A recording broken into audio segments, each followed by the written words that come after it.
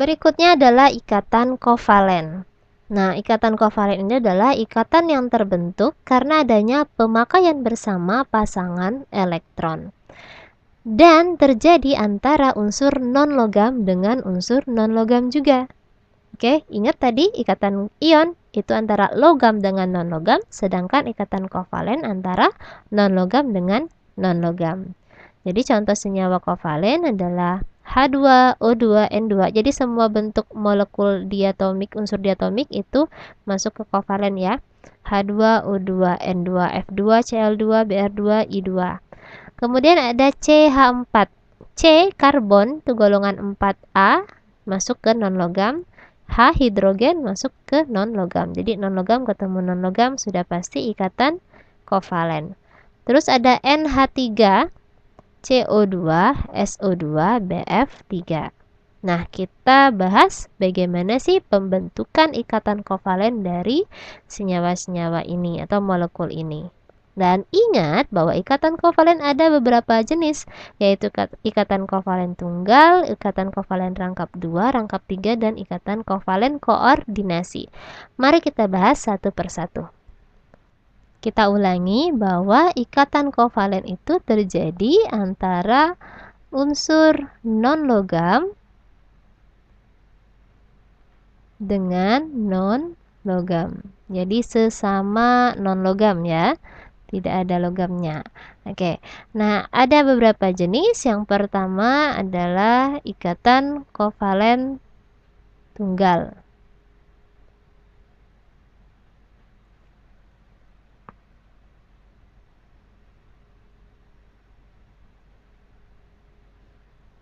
Nah, ikatan kovalen tunggal ini adalah pemakaian bersama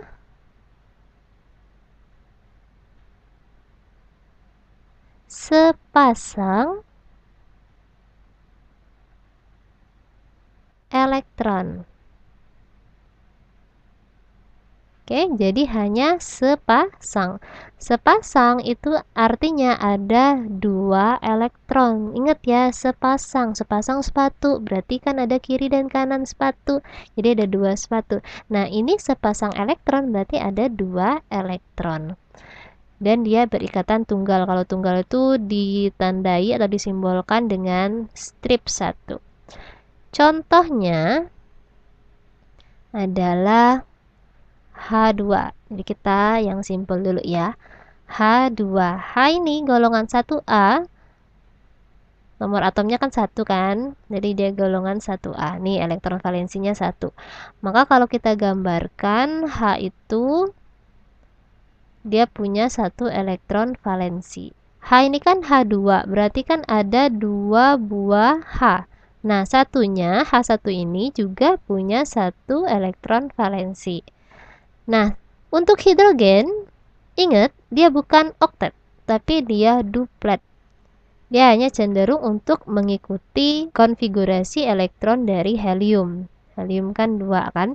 Maka si hidrogen ini atomnya itu butuh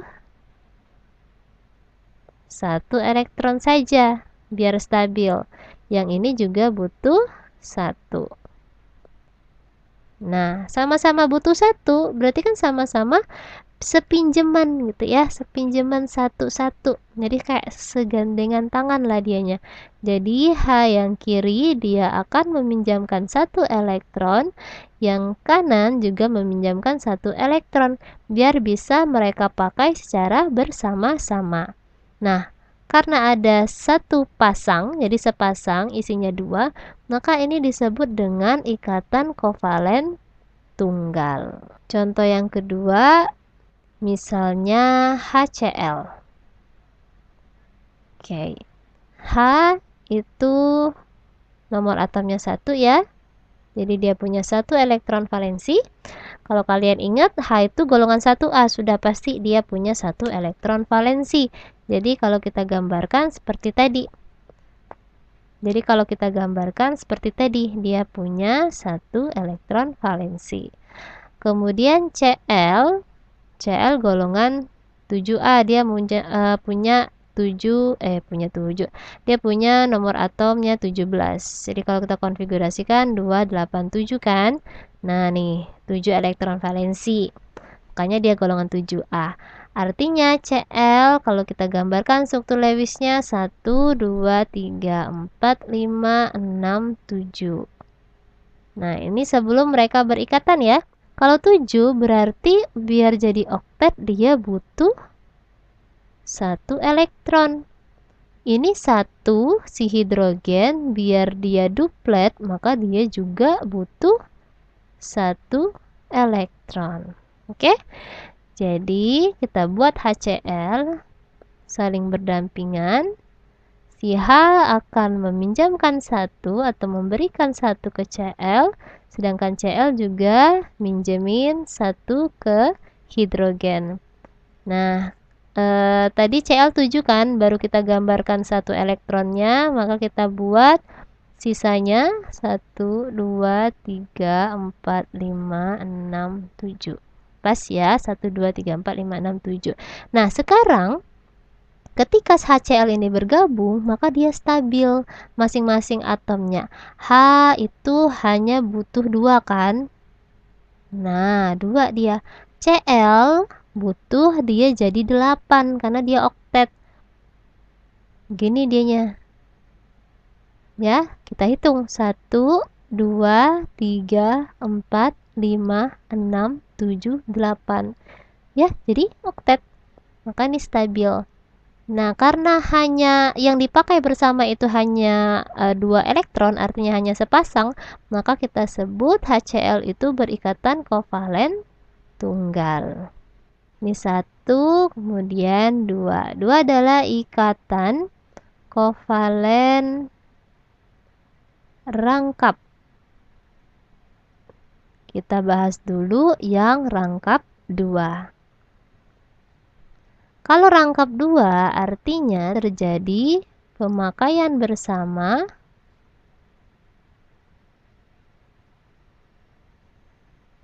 dua pasang elektron.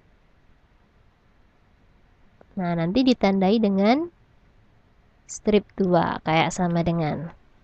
Contohnya pada O2 ya, oksigen, molekul oksigen. Oksigen ini dia golongan 6A ya, pasti elektron valensinya 6. Tapi kalau kalian lupa, ini ibu kasih misalnya nomor atomnya. Nomor atom O itu 8. Jadi kalau kita konfigurasikan 2, 6. Ini kan 6 elektron valensi. Kalau 6 maka dia butuh 2 elektron. Oke. Jadi kan ada 2 buah O nih. Kalau sebelum berikatan yang satu O-nya tuh 2, 3, 4, 5, 6 gitu kan. Satu lagi 1, 2, 3, 4, 5, 6. Nah, jadi yang satu butuh 2, satu butuh 2. Maka mereka akan bergabung. Yang kanan kan butuh 2 kan. Si kanan ini butuh 2, berarti yang kiri akan memberikan 2. Ini dia nyumbangin 2. Terus yang kiri butuh 2 juga, maka si kanan ini nyumbangin 2 juga. Nah, gitu dia. Terus sisanya kita tulis ya, tadi kan 6, baru ditulis 2, berarti 4 lagi. Oke, yang ini juga kita tulis 4 lagi. Nah, jadi sekarang oksigennya dua-duanya sudah stabil karena sama-sama oktet. Yang sebelah kiri kayak gitu berarti ya 1, 2, 3, 4, 5, 6, 7, 8. Yang kanan 1, 2, 3, 4, 5, 6, 7, 8. Jadi kalau dia di sini 2 pasang maka dia berarti ikatan kovalen rangkap 2. Nah, kita buat tanda strip 2. Yang ketiga,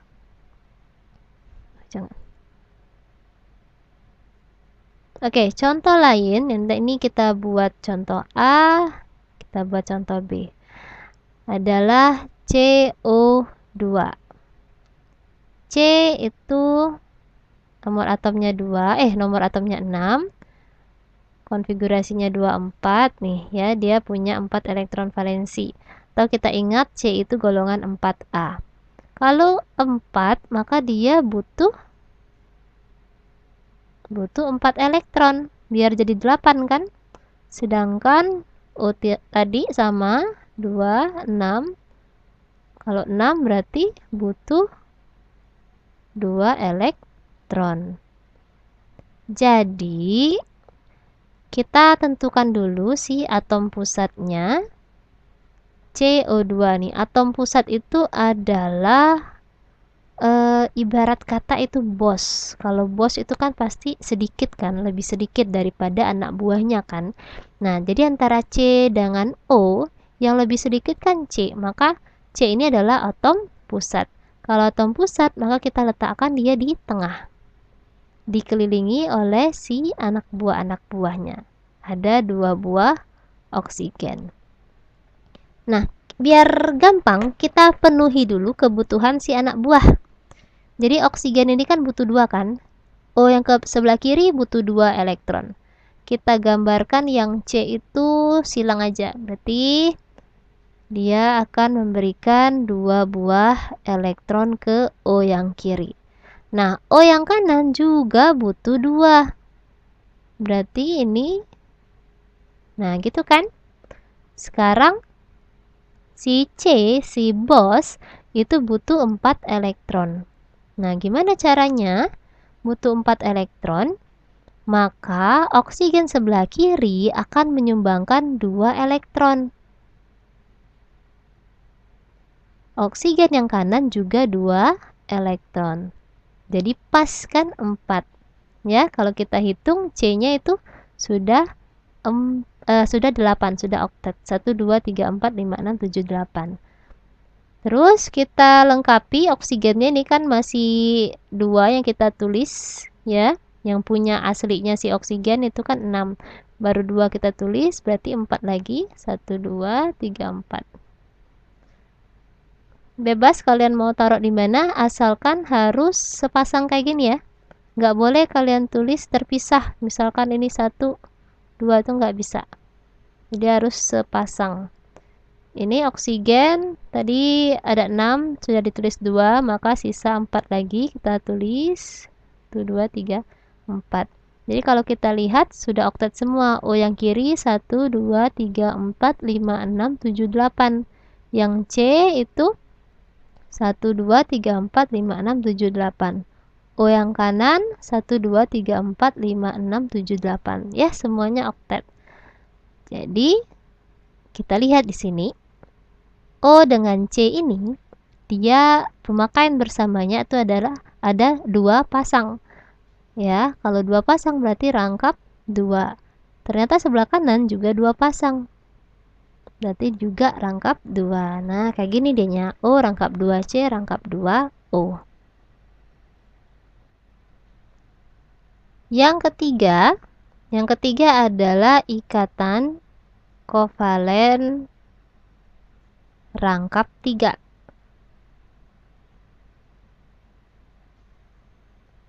Artinya terjadi pemakaian bersama 3 pasang elektron. Ya, nanti gambarkan dia bisa kita buat 3 strip kayak gini. Contohnya ada pada molekul N2. Jadi nitrogen golongan 5A otomatis dia punya 5 elektron valensi. Nah, nomor atomnya itu 7. Jadi 2, 5 nih, 5 kan. Ada 2 buah N. Kalau kita gambarkan sebelum dia berikatan, N itu 1, 2, 3, 4, 5.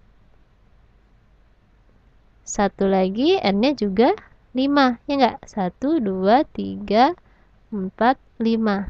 Jadi satu N ini sama-sama butuh 3 elektron. Biar jadi oktet kan? Maka ketika dia berikatan, kita buat saling bersandingan. N yang sebelah kiri itu butuh 3 elektron. Maka yang kanan akan memberikan 3 buah elektron. 1, 2, 3. Sebaliknya, N yang sebelah kanan butuh 3, maka N yang sebelah kiri akan memberikan 3 buah elektron. Tinggal kita lengkapi, karena N tadi totalnya ada 5 elektron, maka ini tinggal kita buat 2 lagi. Ini kita buat 2 lagi. Nah, ya, jadi ini sudah oktet nih. Kalau kita lihat, N yang sebelah kiri itu sekarang menjadi 1, 2, 3, 4, 5, 6, 7, 8. Sama halnya juga yang di sebelah kanan 1, 2, 3, 4, 5, 6, 7, 8. Nah, karena dia terjadi pemakaian 3 pasang, maka itu sama saja dengan kalau kita buat N strip 3. Yang keempat adalah ikatan kovalen koordinasi.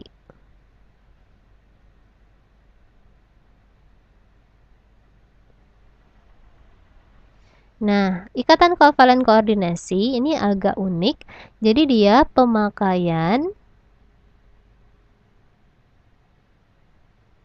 bersama pasangan elektron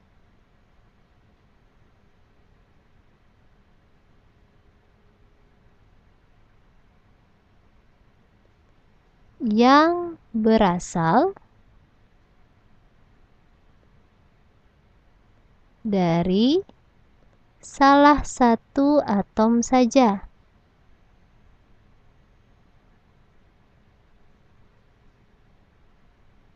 Ya, jadi maksudnya apa? Dia pakai sama-sama nih pasangan elektronnya, bisa misalkan sepasang elektron. Tapi sepasang elektron ini, ya, 2 elektron itu sama-sama berasal dari salah satu atomnya saja. Jadi misalkan ada A, B. Nah, maka yang A itu memberikan 2 elektronnya dan dipakai bersama-sama oleh A dan B. B itu nggak nyumbangin apa-apa. Jadi contohnya pada SO2. Oke, SO2. Si palak pecongnya S ya. Ini tapi kita analisis dulu. S itu di golongan 6A, berarti dia punya 6 elektron valensi, atau kita konfigurasikan N dia punya nomor atomnya 16, 2, 8, 6. Ini kan 6 kan? O itu 8, 2, 6. Udah sama-sama 6. Berarti ini butuh si S ya. Si S butuh 2 elektron. Kemudian O juga butuh 2 elektron. Sama-sama butuh 2. Nah, kalau kita gambarkan si S karena dia atom pusat, maka kita buat tengah-tengah, terus diapit oleh 2 buah oksigen. Oke, kita pikirkan dulu kebutuhan dari si anak buah. Oksigen ini sebelah kiri dia butuh 2 elektron kan, maka S ini kita buat silang aja ya. Maka S itu akan memberikan 2 buah elektronnya. Nah, gitu ya. Kemudian O yang sebelah kanan juga butuh 2 elektron, maka S akan menyumbangkan juga 2 buah elektronnya. Oke? Kemudian S itu butuh 2 elektron juga, ya. Nah, gimana nih? Siapa di antara mereka yang menyumbangkan 2 elektron? Tapi tidak mungkin kita menyumbangkan 1 elektron. Ya, kalau 1 elektron nanti tidak balance gitu. Misalkan ini 1, yang kanan juga nyumbang 1 gitu kan. Nah, terus oksigen itu kan 6 elektron. Ini 1, 2, 3, 4, 5, 6. Jadi ini 1, ini 3. Ini nggak bisa. Jadi harus genap dia itu. Boleh 2, boleh 4, atau boleh 2, boleh 4 atau 6. Nah, jadi itu salah ya, nggak boleh satu elektron dari O kiri, satu elektron dari O kanan. Jadi salah satu saja. Misalkan O yang kiri nih, dia menyumbangkan 2 buah elektron untuk S. Oke. Terus sisanya 1, 2, 3, 4, 5, 6. S ini tadi kan 6 ya. Kita baru gambarkan silangnya itu 4. Berarti kan 2 lagi nih, kita buat aja di atas. Nah, oksigen yang sebelah kanan ini, apakah dia butuh menyumbangkan ke S? Nggak butuh, karena kalau kita hitung, S ini sudah 8 elektronnya. 1, 2, 3, 4, 5, 6, 7, 8. Kalau oksigen nyumbangin lagi, maka tidak oktet. Jadi oksigen, dia hanya perlu bersantai-santai dengan 6 elektron yang dia punya di awal. Jadi kita buat di sini 1, 2, 3, 4, 5, 6. Ya. Oke, kita analisis. O kiri dengan S, si atom pusat, dia memakai bersama 2 pasang elektron. Maka kita bisa gambarkan bahwa O dengan S yang kiri itu punya ikatan kovalen rangkap 2. Sedangkan di S dengan O yang sebelah kanan, kita lihat dia memakai bersama sepasang elektron ini, tetapi sepasang elektron ini hanya berasal dari S saja. O kan tidak menyumbangkan, tidak ada sumbangsi dia. Jadi S saja. Nah, inilah dikatakan dengan ikatan kovalen koordinasi. Pemakaian bersama pasangan elektron yang berasal dari salah satu atomnya saja. Dalam hal ini si S saja yang memberikan sepasang elektron kovalen. Sepasang elektron valensi. Sedangkan O tidak. Nah, maka ini namanya adalah kovalen koordinasi, ya. Dia disimbolkan dengan tanda panah. Tanda panahnya itu ke arah yang dia kasih, gitu ya. Misalkan S kan memberikan sepasang elektronnya ke O, maka tanda panahnya itu ke O. Nah, ikatan kimia yang terakhir yang kita bahas adalah ikatan logam. Oke, ikatan logam ini apa? Jadi ikatan yang terjadi antar molekul sesama logam, ya. Bisa dalam logam yang sama. Jadi kalau kita definisikan, ikatan logam itu adalah ikatan yang terjadi karena adanya gaya tarik-menarik antara ion-ion positif dengan elektron-elektron valensi dari atom-atom unsur logam. Nah, kita tahu unsur logam itu kan punya elektron valensi antara 1 atau 2 atau 3, ya. Elektron valensinya kecil, sedikit sekali. Maka di kulit terakhir itu masih banyak ruang atau orbital kosong yang dia bisa berpindah-pindah. Jadi elektron valensi ini dia bisa berpindah-pindah menempati orbital-orbital kosong. Maka terjadi pergerakan, ya. Jadi misalkan satu atom ini misalnya nih, ini adalah bentuk makroskopis dari unsur logam, misalkan logam natrium nih, ya. Misalnya logam natrium. Ternyata di dalam logam natrium itu ada atom-atom natrium. Oke, ingat ya, atom itu kan partikel terkecil penyusun dari materi, misalkan dari unsur, berarti ada atom-atomnya. Nah, satu atom itu mempunyai elektron valensi 1. Berarti dia cenderung untuk melepaskan satu elektron membentuk ion positif. Oke? Maka jadi masing-masing atomnya membentuk ion positif. Nah, ada ion positif nih, beberapa ion positif. Kemudian di antara ion-ion positif ini ada elektron-elektron yang berpindah-pindah, ya. Elektron yang berpindah-pindah ini atau disebut dengan delokasi, yang pindah lokasi ya, delokasi, dia akan berinteraksi antar atomnya. Jadi misalkan nih, ini punya elektron valensi. Elektron valensi di atom yang ini bisa berpindah ke atom yang satunya, gitu ya. Dia pindah-pindah nih.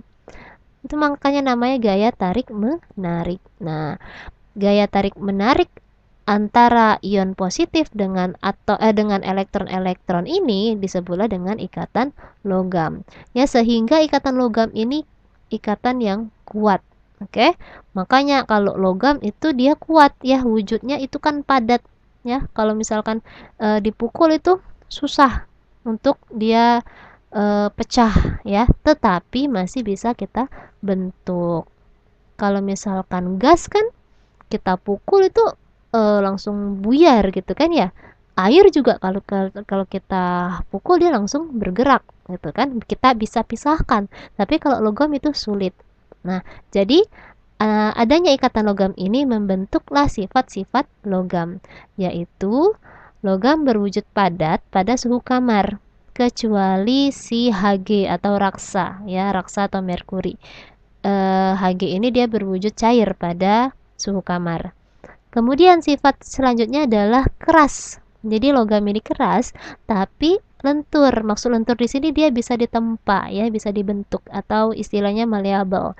Kemudian dia mempunyai titik didih dan titik leleh yang tinggi. Jadi susah kan kita untuk melelehkan sebongkah logam ya. Jadi titik didih dan titik lelehnya itu tinggi. Nah, logam juga adalah penghantar listrik yang baik atau penghantar panas kalor yang baik ya. Makanya kalau misalkan kita panaskan ujung dari batangan logam, maka ujung satunya nanti juga akan terasa panas. Sifat yang berikutnya dia mengkilap ya. Contohnya emas. Emas itu logam. Jadi emas itu kalau kita lihat dia mengkilap. Atau perak misalnya, dia mengkilap. Seperti itu ya. Nah, di sini tidak afdol kalau kalian tidak mencoba sendiri. Maka saya berikan tugas ya. Soalnya itu menganalisis jenis ikatan pada senyawa. Berikut ada A sampai H. Nah, analisisnya yang pertama termasuk ikatan ion atau ikatan kovalen nih senyawa-senyawa ini ya. Kemudian setelah dapat apa itu ikatan dia ikatan kovalen atau ikatan ion, maka kalian gambarkan pembentukan senyawanya. Oke, misalkan yang A H2O. Nah, kalian analisis dulu nih H2O ini termasuk ikatan ion atau kovalen. Caranya gimana? Caranya dengan kita analisis unsur-unsurnya termasuk logam atau non-logam ya. Misalkan si hidrogen ini ternyata non-logam, oksigen ini non-logam. Kalau non-logam dengan non-logam interaksi yang terjadi, maka dia termasuk ikatan kovalen gitu ya. Kalau ternyata satu unsurnya logam, unsur yang lainnya itu non-logam, maka kalau logam ketemu non-logam terjadi ikatan ion. Nah, gambarkan pembentukannya sesuai dengan ikatan yang terjadi ya. Kalau ikatan ion bagaimana? Kalau ikatan kovalen harus kalian buat struktur Lewisnya. Baiklah, kita akhiri video belajar kita kali ini ya. Kalau kalian ada yang mau ditanyakan silakan. Akhiri di sini, sampai jumpa di video berikutnya. Masih tentang ikatan kimia. Saya akhiri dengan wassalamualaikum warahmatullahi wabarakatuh.